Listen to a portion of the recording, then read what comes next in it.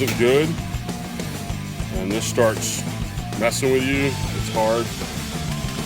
That break-in period is a little bit different. I mean, you're going to want to clean it up a little bit. All right, so we're back from the range. We got to test out the Matrix Arms rear charging rifle. All day, basically. Yeah, all day until it rained. Yeah, until it rained.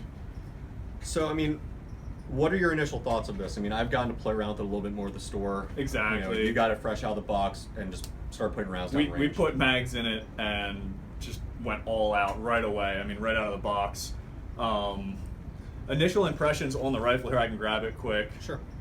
The handguard was the first thing we noted. It's like a T6 aluminum handguard, correct? Yeah. Which model is this? This is the lobby model. So Okay. it's 15 inch in length. With their lobby model, the 15 inch is the only size they have for this specific key mod rail. Okay. Yeah, it's really aggressive. I like that. Floody was rocking gloves, Yeah. mechanics gloves, so he was getting a real positive grip on it. I mean, it really locked in good. So I'm really digging the Lave. Yeah, and it's, I mean, the main difference that you're going to see between that is if you can get it like a little angle here, you can see that it's, it's not completely flat. It has a little bit more serration to the top. There are holes to, help out with, like the overheating and stuff. Right, But, yeah. The main claim to fame with this, just like the Matrix Arms, the AR pistol, you can get them in different types. They all come with different key mods. Now, this is an upcharge for their Lavi, but you can either get the Charlie right here or the Victor key mod, and then the Foxtrot, which is just completely flush across and flat, that comes with the rifle itself. Right. So, that was the first thing that really stuck out to me when I picked it up and started playing with it was, we're looking at an entry-level AR-15 Yes. that's featuring, a key mod rail. you talk about being entry level and not having certain attachments, this, that, or the other thing, and upgrades. What's different about this compared to what you would see through like a basic Ruger AR? Obviously, your handguard, you're not running, your plastic handguard, which most guys, they get it, hit the range 3 times and say, all right, time to upgrade. You don't have to do that. With this, you already have that. You also have the Hogue grip, which is, I personally think 10 times better than your standard, the A2. The A2 style grip, which you see on most. Yeah, Actually, I that's a mean, these mag guys pull. are the mag pull, but if you're looking at Anderson or some of these other companies, you're getting the basic A2. And I'm not knocking them. I mean, I've ran them before, Yeah. for sure. But I mean, that Hogue grip is really nice. It's got a kind of a beaver tail back there too. I'll show that off. That I mean, it's just really comfortable. Yep, seats really well, very sturdy, Right. very comfortable. No, I agree with that. I mean, with my A2s, I end up stippling them, drilling them, or end up buying from BCM or some other company Right. for the $24, $30 price range. But you're already getting that attached to the rifle as well as a free float. So my biggest thing is when I come, owning a gun store, when I have people come in, they don't really know what they're looking for if they've never owned an AR before. Exactly. So you're looking at what's the best bang for your buck at this point, and there's absolutely nothing wrong with having something basic where it's just the plastic No, to find out handguard. what you like. Yeah, I totally agree. But at the same time, I have people come back a week later and say, "Ooh, I don't like this, and I like this, and I don't like this. I really Yeah, wish I they had grab more this, real they estate." put this on my AR. It's like, Yeah. well, I know that down the road you're probably going to want this. Yeah. So I mean, you're already looking. For a lot of people that are just shopping, they don't think just being a little hunk of metal, they're not expecting it to be more than $20, $30, and then surprise, surprise, $150, $200. Yeah, exactly. in. So it's one thing to buy a rifle for $500, $600 and say, by the way, I really wish I had some real estate to start putting on attachments, whether it's a foregrip or whatever it might be, lights, Yeah. all that stuff. You're now looking at an additional $100 to put something on when you could have already had it with the rifle. So Yeah. I like the fact that Matrix already has this included with their rifles. Yup. So some other features, we're basically featuring a 16-inch barrel, 16.5-inch barrel, A2 flash hider, Yep. and it features a 1 and 8 twist, Yeah, correct? 1 and 8. Yep. There we go. It's pretty nice. It was definitely a blast out at the range. We did run just about every mag that I know that we both had in our collections. Yeah, through it. we did the steel mags, the P mags, Elite Tactical System, the ETS mags. Yup. So we ran through his paces a lot because the other thing too is we had a guy that came in with a Daniel Defense rifle, and Daniel Defense, no offense to you guys, the mags weren't quite where it was at. There's a reason why they should stick to making guns and not the exactly different P mags. But we wanted to give this a fair review where we shot everything through it because not everybody's going to have ETS, and I was going to have the PMags are going to run whatever they Right. have in their inventory, or But overall, I think that was a good way to test it, and we also ran different types of ammunition. Correct. Yeah, we definitely went with a brass and steel case mix in some of our mags too, just to see if we get our lock up. And in the beginning, it was a little gritty. Yeah. There was a lack of oil from the manufacturer. That's one thing to kind of keep in mind, I guess. And that's not a bad thing. I mean, you see some of these rifles that come into the store and they're just soaked in oil. Yeah. So I prefer it to be less, and then we can add our own to it. But the one thing we didn't do with this rifle in particular was, with the 9mm AR pistol, we put frog lube right into it Before away. we even got started. I mean, it was kind of... So, I mean, that wasn't the biggest, fair shake when it came to this, because we just ran it straight out of the box. Once we started running through his paces a little bit more, we had, more ammunition. I mean, I'd say, 50 rounds? I was going to say, yeah, it was close to 2 mags through it. Yeah. Once we had that done, I mean, it was locking back every time. There was no with failure to feed. all mags. Yeah. Just keep that in mind too. So that would be the first thing to check if you would purchase one of these rifles and you do encounter that. Tear it down. Yeah, frog lube, some hops, whatever you guys want to put Yeah. into it, but definitely, check that out. That was the only thing that was basically the only downside that we saw to it. That was the only real con that I saw. The other thing that I was kind of worried about, and for any entry level people, is the fact that you're not going to get optics with it, which we kind of discussed, Correct. And we were running M-Bus sights, which I think are the best just if you're getting into it, Yep. and a Vortex Strike Fire. Was that a 1 or 2? That was a 2. That was a Strike 2. Fire 2. Excellent bang for the buck. I mean, for an entry level rig, this thing was Yeah, it sick was yesterday. battle ready. I mean, Yeah, it was. ready for a fight. So, the next thing I guess is talking about the stock here, Yeah. and that's their adaptive tactical buttstock. What are your initial thoughts on the stock itself?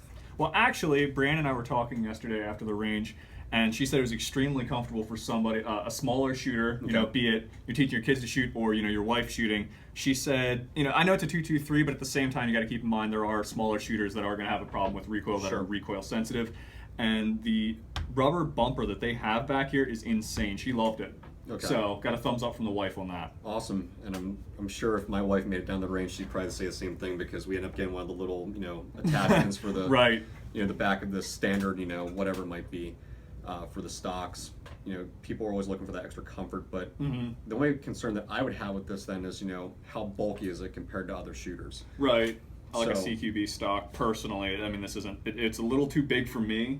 That's just my opinion. I would probably change that out. But I think it's a pretty serious upgrade. I mean, for somebody that's just getting in the world of ARs, Yeah, dealing with for recoil sure. or whatever, that might just be where it's at for them. They might never change it. Exactly. They might change it and think, oh, I need to move back to that and just throw it back on. So I can see that happening too. Yeah, and I think it's very comfortable too. I mean, we did some long range shooting with it too. Yeah, we did out post to 100 up. yards. Yep.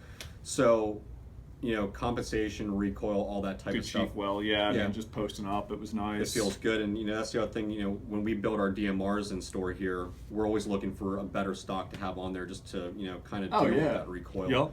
So, your next best step is looking at something that's affordable, maybe the Magpul ACSL stock, Right. where it's kind of the same. I think it's just a little bit clunkier. The top for the for the cheek well is a little bit, I guess, wider. Right. So I think this is kind of a good balance of what you'd be looking at when you're starting to get into the world of ARs. Exactly. And obviously, you can always swap them out, but I like that there's an addition for that for the Fact. the rifle. Okay. So a few other things to note. Scott and I were just going over it. The trigger reset. You could really get in a rhythm almost. Yeah. With it. Yeah, there's good cadence with it. And Yeah. It's, like you were saying before, it's very, very audible. Oh my gosh, yeah. So that's a good thing, especially for new shooters to be able to hear that Yep. being pronounced. Yeah. You can start learning a little bit more about how you're going to be able to pull cadence off Yep. a lot better with the rifle. Safety selector switch, how do we feel about that? I liked it. I mean, it was just, you just got to tap it and it's on and off. There's no, I don't have to work for it at all, And the other thing that Floody was noting at the range too is the mag release was very smooth, easy for transitions. Yeah, it was. Mag was dropping out no problem. It really didn't matter what mag we were running. Yeah, and that's a big thing too, because sometimes with some of the Anderson builds, we'd run the ETS and they'd be a little bit harder to pull out. Right. So it's harder to do mag exchanges on the fly. But these guys do come with the 30-round PMag So as that a comes standard from for that. factory. And then That's the cool. lock and the manual and everything too. So just pretty standard stuff. Yeah. One thing I do like, you see some of these different manufacturers that come out, they skimp on the T markings on top of. That's the true. upper. Yeah. These guys actually do come with T marks, so that's pretty nice if you're trying to gauge what you're doing with your optics and everything. But overall, I mean, I think it's a very well-rounded rifle. I think it's well thought out. I mean, there's little stuff on here that, I mean, to a new shooter's not going to notice, but to guys who know their way around an AR-15 are going to pick up on this stuff and say, thanks. You had the shooter in mind. Yeah. I think.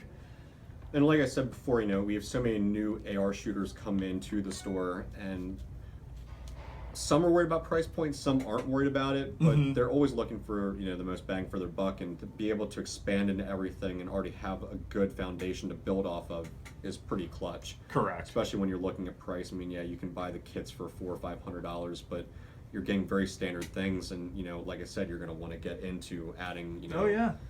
A key mod rail or free float, whatever it might be, quad rails. But overall, I just think having the difference and the ability to be able to add on whatever you Pick want, what you want. right from the cart, and it's a very simplistic setup. It's just like the AR pistol. Yep. Torque down the barrel nut, slide them on, and lock them in with the screws. Very, very simple to use. Yeah. You're not worried about timing nearly as much. And I'll bring it up again too. With the mating of this going into the upper receiver, I haven't had any pull on it yet. They Nope. haven't come unlodged.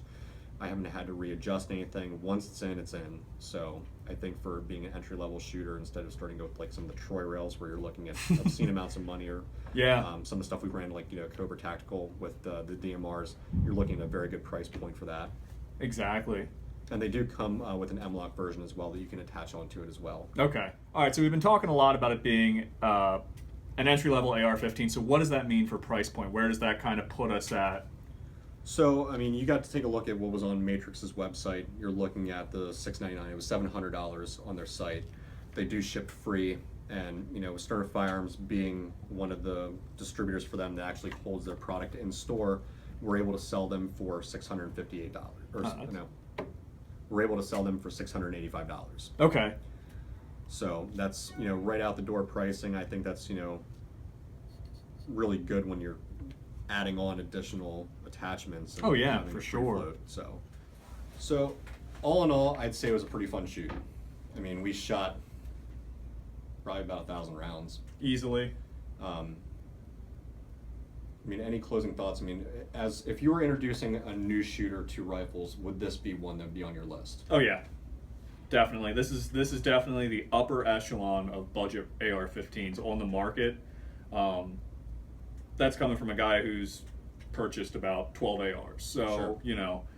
And obviously, we get every make model. I was gonna say, So it's always nice to see new companies that are starting to get in that competitive world of Oh, yeah. making ARs.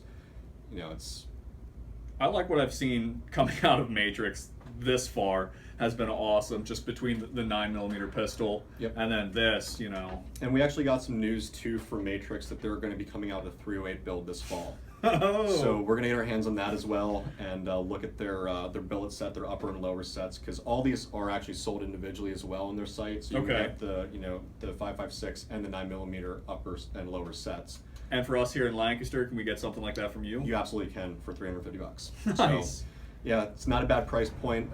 They still extend that deal to us as well in the store, so we get a little bit cheaper for our customers here in PA, test trial in the markets and everything, which is really cool. But I'm super excited to get a hold of a 308 build. So Same. It's becoming a very popular build that not a lot of stores stock. Exactly. We actually had a customer come in asking for parts, and it's something we don't really run across, but it's going to be an excellent hunting rifle. I'm excited. Agreed. We have a Vortex Strike Eagle on standby that we can slap onto that and really put it through its Pair it paces. up, yeah, that'll be 200, 300 perfect. yards out, whatever we got to do. But overall, I think it's an awesome rifle for the price. Agreed. I was happy to shoot it. So I was too. Yeah. Don't forget to look down in the description for all the links to all the products we use today. Don't forget to check out Scott at Sterner Firearms. Yep. And you know where to find me. Oh, and please subscribe, because I'm sick of having a 40 character URL. All right, guys. Subscribers. See you on the next one.